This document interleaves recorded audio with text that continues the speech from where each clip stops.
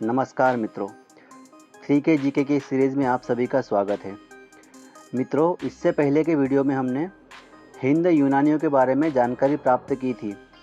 यदि आपने वह वीडियो नहीं देखा हो तो उसके लिंक डिस्क्रिप्शन में दे रखी है या फिर आप आई बटन दबाकर भी उस वीडियो को देख सकते हैं। मित्रों, आज के इस वीडियो में हम शक शासकों के बारे में जानकारी प्राप्त करेंगे।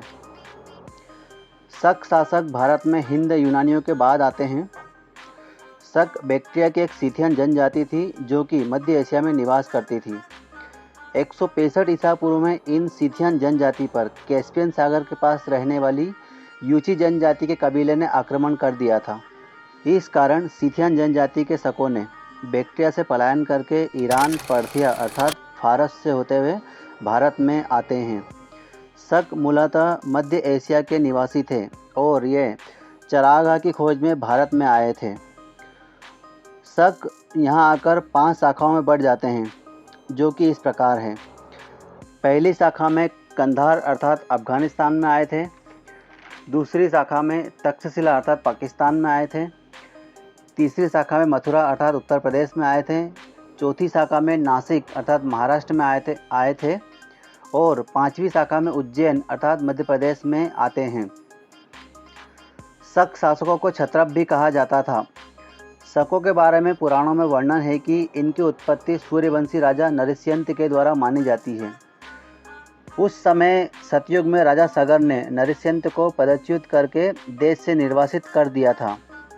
तो राजा नरसिंह मध्य एशिया में चले जाते हैं और वहाँ पर वर्णाश्रम के नियमों का पालन करते हुए ब्राह्मणों एवं क्षत्रियों से अलग रहने लगे थे। इस कारण ये मलेच्छ कहलाए। उन्हीं राजा नरसिंह के वंशज शक कहलाते हैं। सूर्यवंशी राजा सगर के वंशजों की जानकारी इससे पहले के वीडियो सूर्यवंश की वंशावली में आप जान सकते हैं। शकों की 5 शाखाओं में से ये सबसे पहले कंधार अर्थात अफ़गानिस्तान पर अपना अधिकार करते हैं।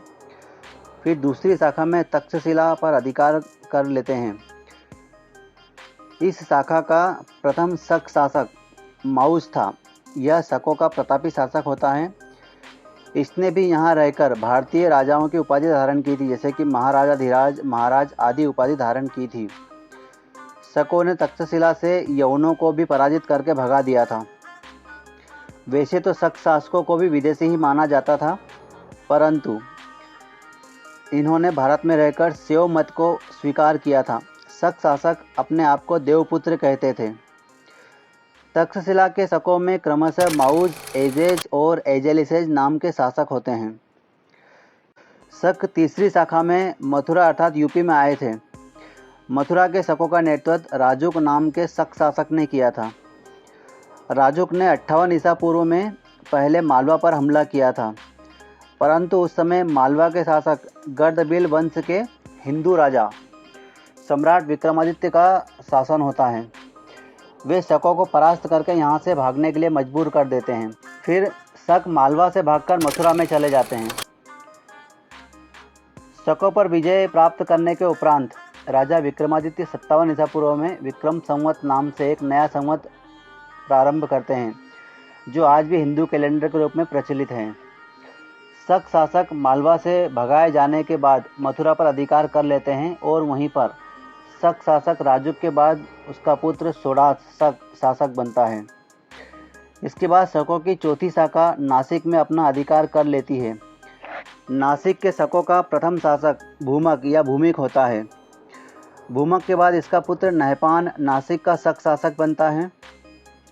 नहपान छैरात अर्थात शक वंश का सबसे प्रतापी शासक होता है।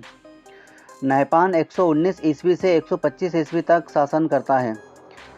नहपान का साम्राज्य नासिक से लेकर पूना, कोंकण, भड़ोच, बड़ौदा, काठियावाड़ तथा अजमेर तक फैल जाता है।